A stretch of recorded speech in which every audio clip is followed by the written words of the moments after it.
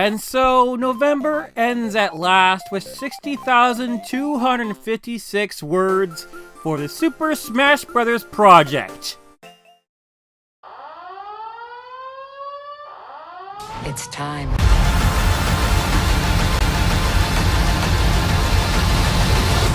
Come in.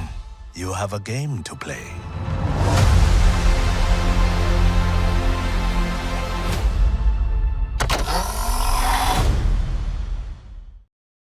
This was posted 3 months ago?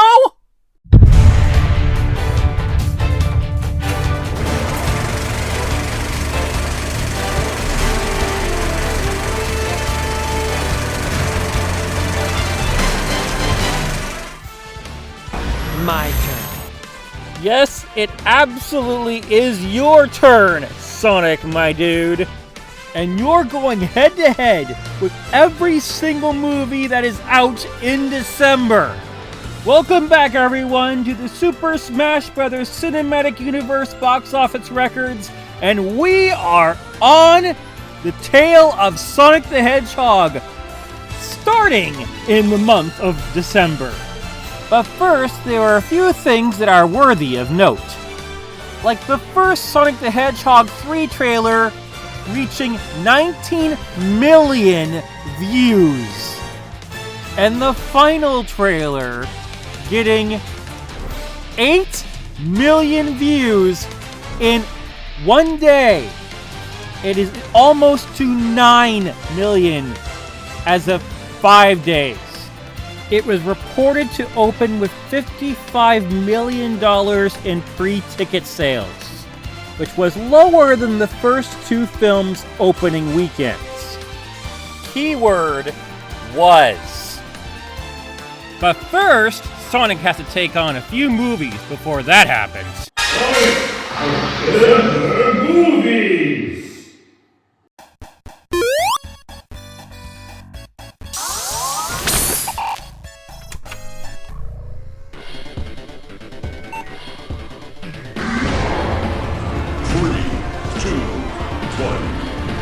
So our first competitor, Y2K, opened with a paltry $923,110, then $692,333, and $498,480, ending with $2,113,923. Sonic only needed his previews of $6.5 million to take the toxic Ziegler down.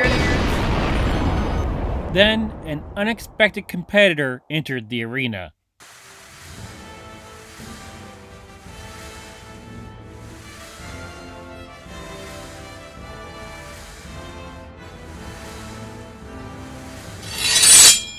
The Lord of the Rings, The War of the Rohirrim entered the fight, offering its previews of $625,000, but it was not enough.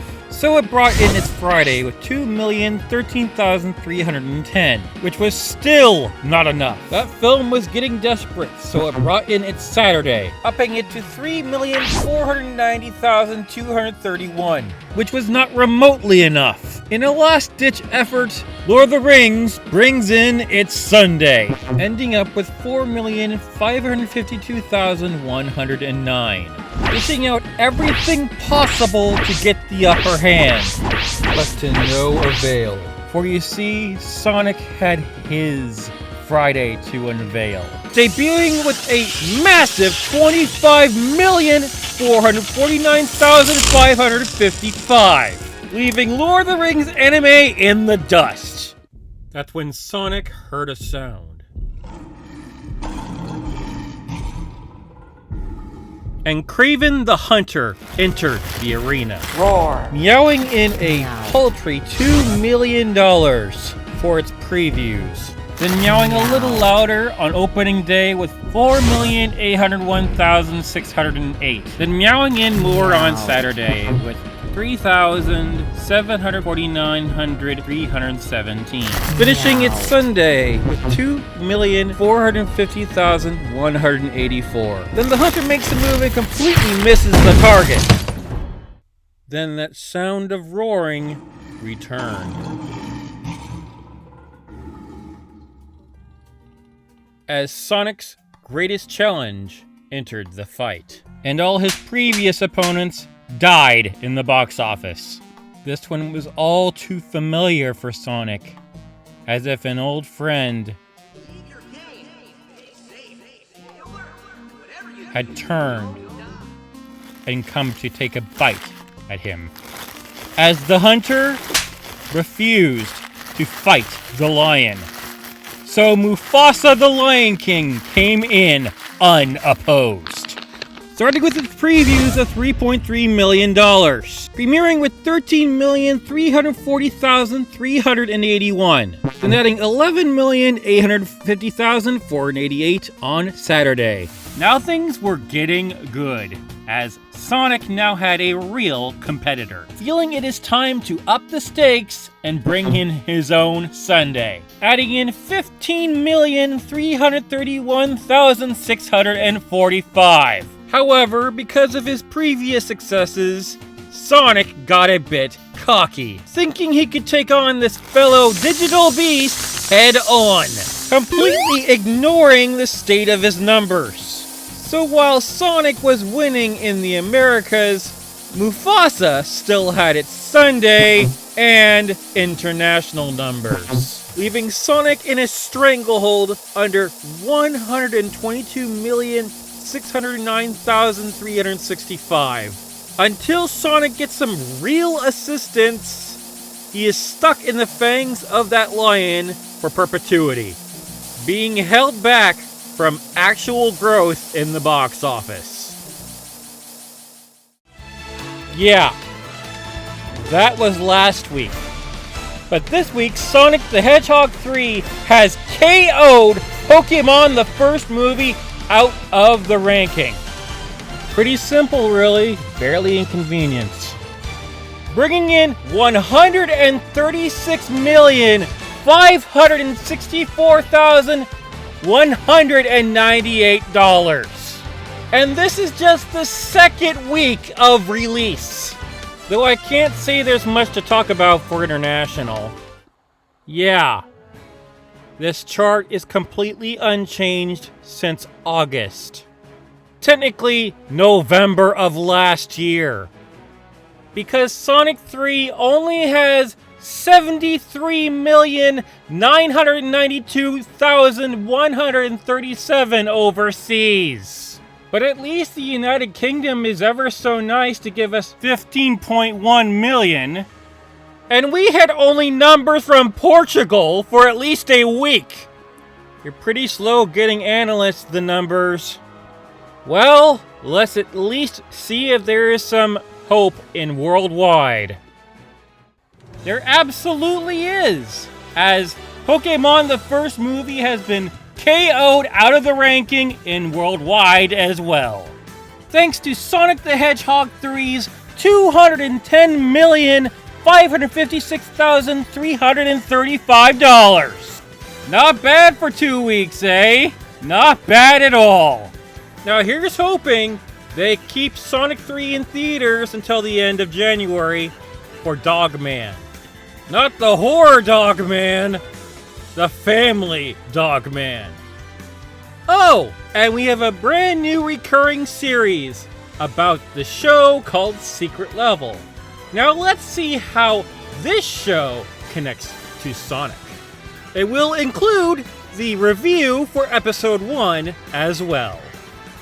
For starters, Secret Level is an American adult animated anthology series created by Tim Miller for Amazon Prime Video. And it's a series of shorts like Love, Death, and Robots and Animatrix before it. For a brief history lesson, Blur Studio was founded in March 1995 by David Stinnett, Tim Miller, and Kat Chapman. They wanted to start with Lego, but they passed. So instead, they started with the short called Go for Broke in 2004. And it was written and directed by our guy, Jeff Fowler. In 2009, they helped with Avatar, the one with the aliens. Then in 2011, they helped make the title sequence for The Girl with a Dragon Tattoo. Directed by David Fincher, by the way. More on him later. Not to mention a sequence from South Park Bigger, Longer, and Uncut. For the years following that, they worked on the cinematic trailers for a number of different video games. Then in 2016, the Sonic the Hedgehog movie was greenlit, and they were going to help create the character, which resulted in this monstrosity.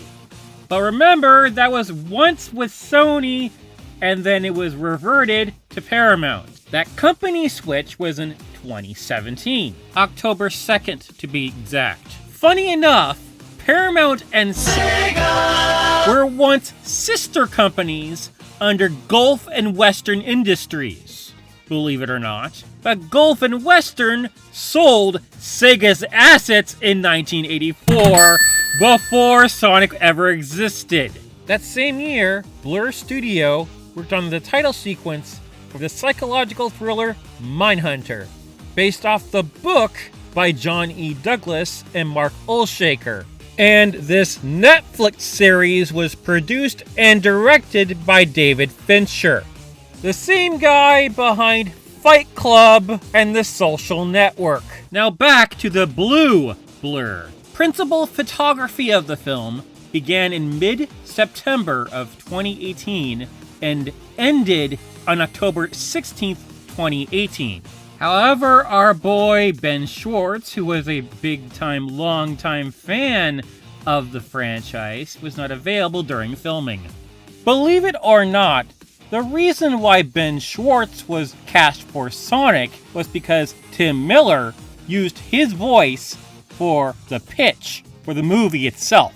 Fun fact, Sonic the Hedgehog was actually a collaboration of multiple effects companies. Those were Moving Picture Company, Marsda Animation Planet, Blur Studio, Trickster, and Digital Domain.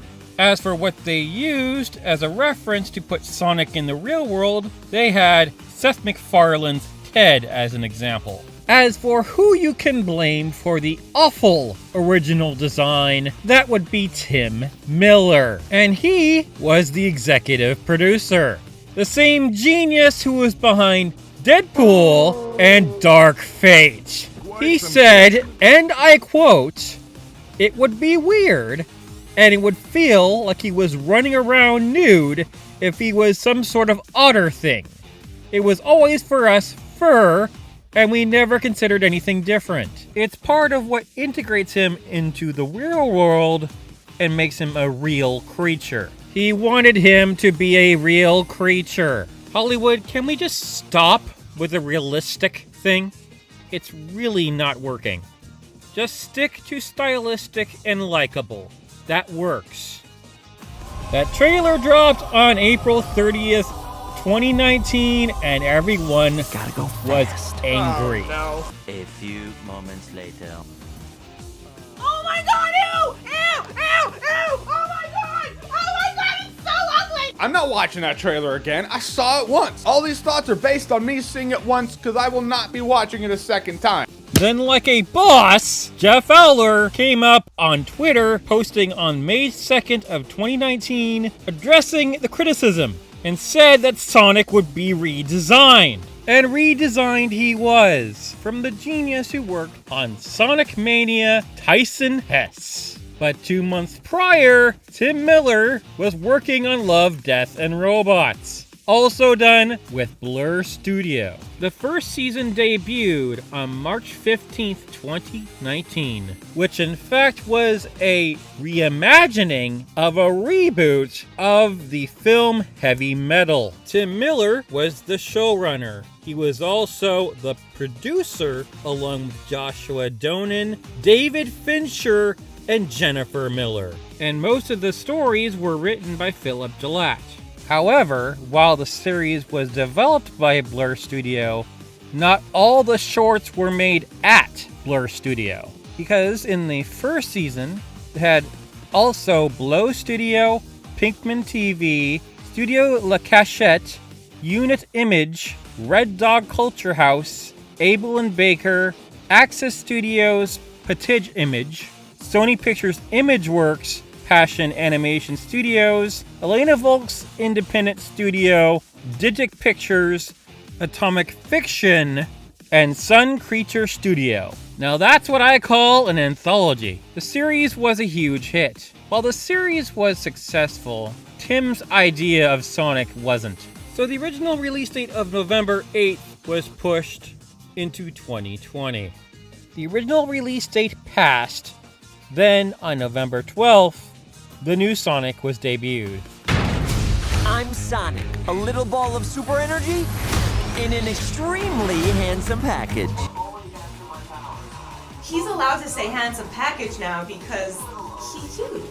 And they were like, okay, cool, we'll fix him, which I gotta give him props for that. So many people just go like, oh, well, whatever, fans, what do you know? And everyone loved it, to say the least. Then 2020 happened. In January, on the 13th, the virus left China. On the 25th, Sonic the Hedgehog debuted on the Paramount Pictures lot, then went to wide theaters on Valentine's Day, being the last film to make a profit for that year. Then March 15th was lockdown. A time in history we never want to relive ever again. The good news is, 2 days before my birthday of that year, they greenlit the sequel. Unfortunately, it was Anarchy that ruined my 35th birthday. Funny thing, Tim Sonic had a second life of his own, thanks to Disney. Moving Picture Company was working on Chippendale Rescue Rangers and happened to have the model from the original film. The machine is going to try and surgically re-edit you, so... That means the character had a canonical surgery before his second debut. Your CG surgery was done very tastefully. Or he just let himself go. And he wasn't even the antagonist either. Funny how things work out, huh? And that film won an Emmy for Outstanding Television Movie. As for Love, Death, and Robots, Season 2 happened on May 14th, 2021, adding Atoll Studio and Blink Industries into the mix. Then Sonic the Hedgehog 2 released on March 30th, 2022 internationally first, then on April 8th, 2022 in the United States, followed by August 19th, 2022 in Japan. But of course, as you know, before the release, a month before the first debut internationally, they greenlit another sequel. In the midst of that crazy mess, Love, Death, and Robots had another season, May 20th, 2022, adding Polygon Pictures, Buck, and Titmouse. Then on August 12th, 2022, Season 4 was greenlit.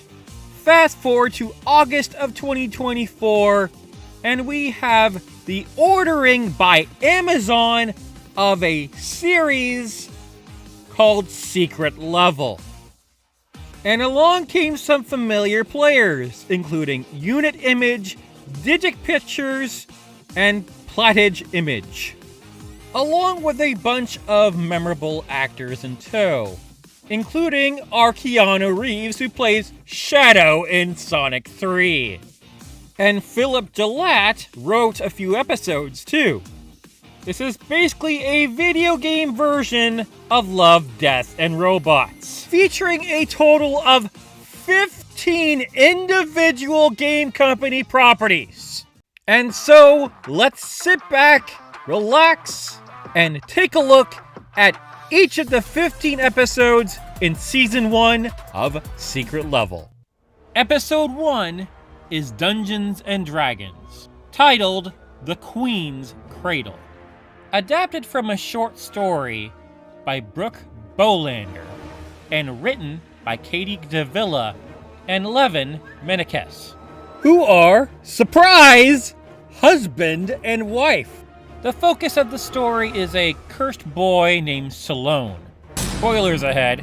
We have a gender swap of a hero deity named Mora, then Tally, a gender swap of a half-elf who was once a carpenter and wood carver in Waterdeep, Luzum, an original character, and a Hokal, also an original character. Apparently, this short takes place in the popular Forgotten Realms campaign setting of Dungeons & Dragons, and they decided to make Mora the Goliath Paladin, Tally the Gnome Wizard, Lezum is the Dwarven Monk, and Ahokal is an Orc Druid. And basically the quest of the entire short is to take the cursed boy to the gold dragon, Oriel, who is also not in the lore of Dungeons & Dragons. But gold dragons are a big part of the lore.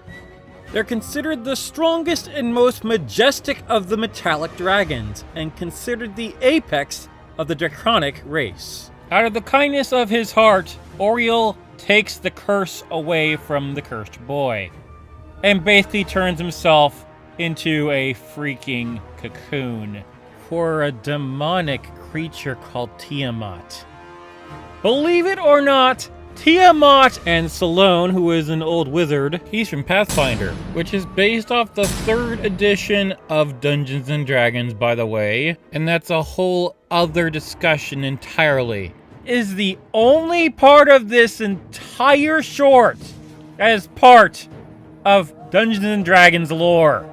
Tiamat is a 5-headed draconic goddess that actually was part of the Forgotten Realms campaign. The name was taken from a goddess from ancient Mesopotamian mythology.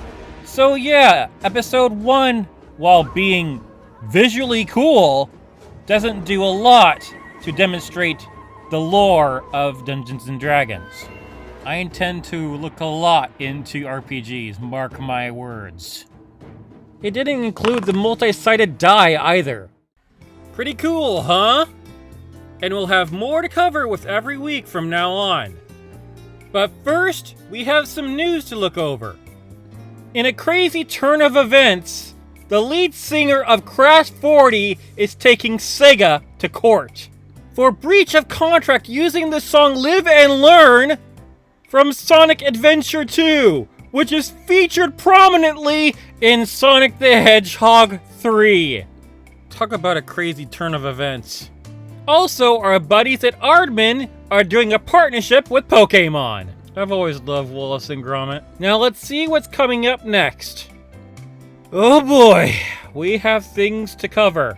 First of all, we have a Minecraft movie coming up in April 4th. Coming up in a few freaking months from Warner Brothers. I don't know anyone who is excited for that movie. Especially after the reputation that Jack Black had this year alone. Good Lord. Talk about being on the losing side. Then playing a character that best reflects his soul in Dear Santa. Talk about fitting. Then we have Street Fighter on March the 20th of 2026 from Sony and Legendary. I haven't heard any bad press about this one. Hope it's good.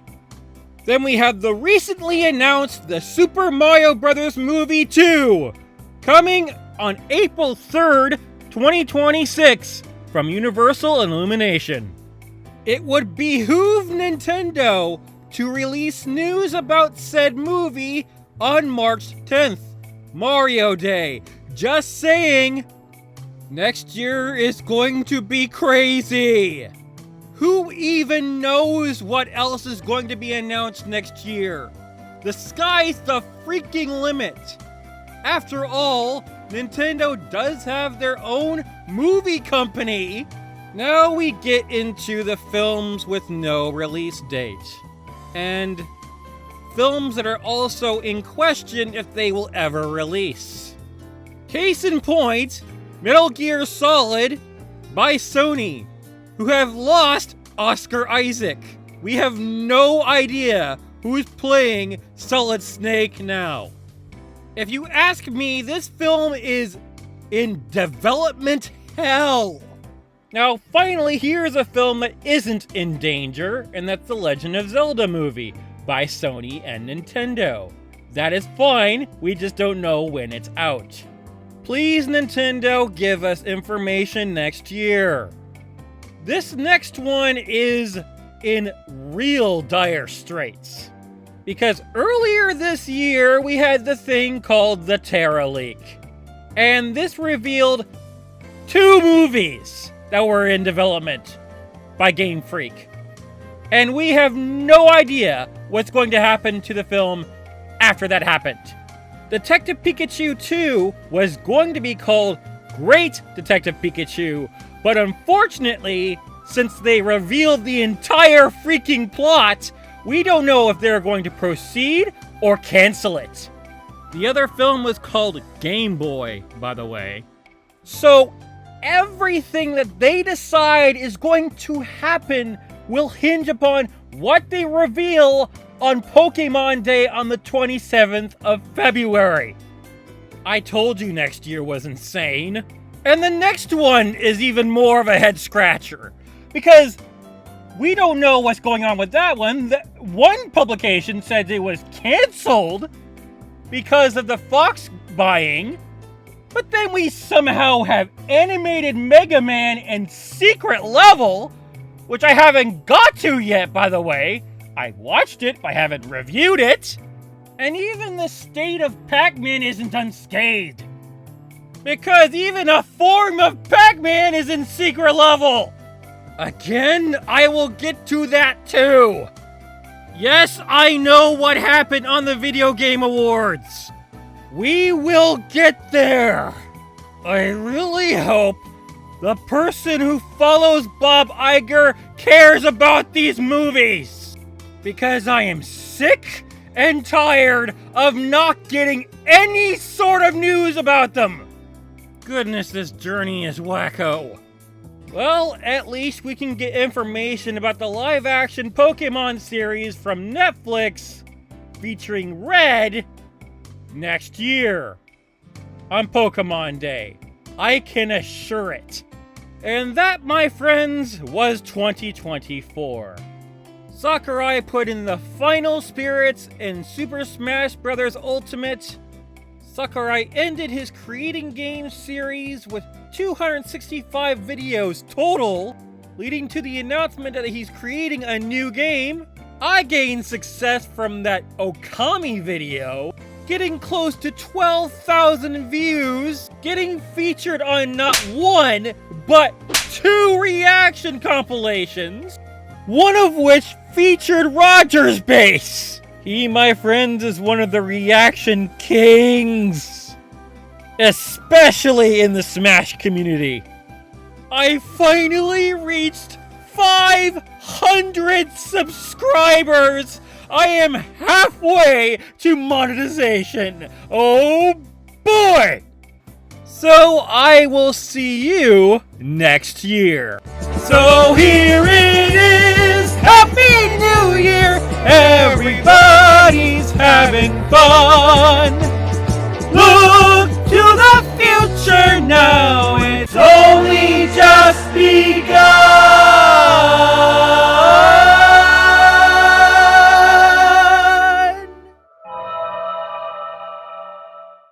If you like what you see, press like, subscribe, and smash that bell in order to get notifications on the channel where everything grows on you. See you next year!